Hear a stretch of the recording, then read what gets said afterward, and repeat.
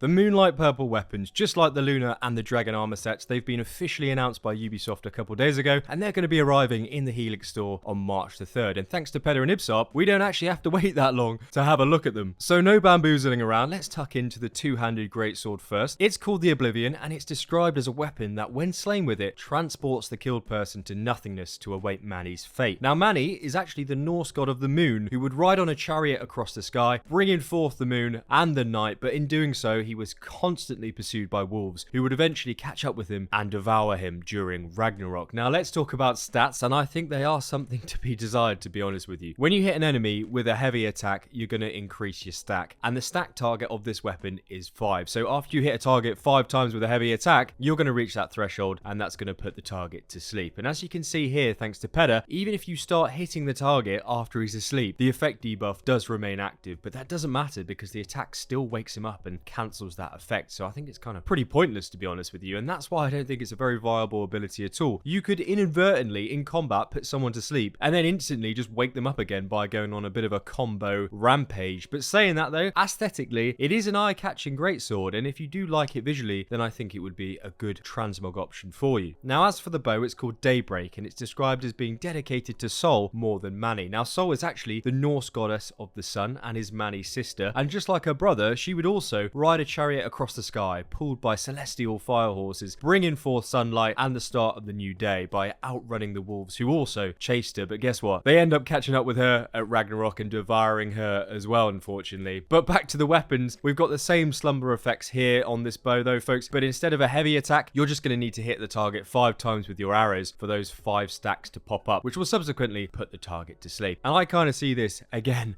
as pointless, because you could just use the Thorn of Slumber ability, as shown again here by Peda, to knock everybody out if you wanted to with just one arrow, and then not just have to hit an individual target 5 times to do so. What I would say though, I do think it is a good looking bow, and it really does tap into that purple moonlight aesthetic, which I can really appreciate. And by the way, I have just actually started a brand new Ragnarok DLC giveaway. You just need to be a subscriber of the channel, and the link to enter is in the pinned comments down below, so good luck. Now let's talk about our third weapon. It's the Scythe, called the Pale Gloam, and gloam is actually another word used to describe twilight, or the time of day immediately following sunset. Now the reason I mentioned that is because I actually had no idea what it meant, so I googled it and I thought you'd want to know also. Anyway, the same slumber effect here, but it will only be activated by using a special attack, which is again pointless because 9 times out of 10, if you land 5 successful hits on the special attack, they'll be dead before the ability actually becomes activated. In fact, I don't actually think you can cancel the special attack ability after it's initiated, so it'll just follow through and finish off the target even if you manage to activate that slumber effect after 5 stacks. That aside though, the purple glow in the dark on this Scythe is pretty nice, but this weapon is only worth picking up for the transmog option because, as we just discussed, that effect is trash. Now, out of all the weapons so far, I think this is probably the most viable one, and it's the Crescent Moon one-handed axe. We get the same slumber effects here, but it will be triggered on a light attack, which means that you have a little bit more control and accuracy